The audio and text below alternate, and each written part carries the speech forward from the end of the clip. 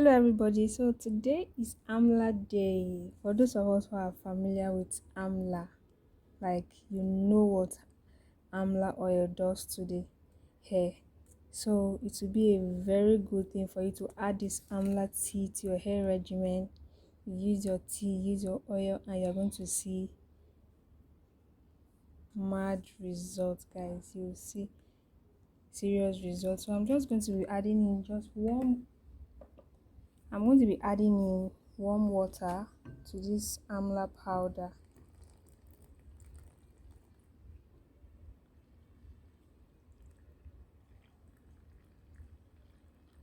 I'll add it and leave it for 24 hours. I'm leaving this for 24 hours so that I'll be able to extract the tea. It's been 24 hours, so I'm going to be straining out the water from this mixture. So guys, if you're having issues with your hair is not growing, you have used so many products and it's not working, try to add AMLA to your hair routine, because AMLA helps to maintain the pH level of your scalp. Because the pH level of your scalp is low, products may not be working.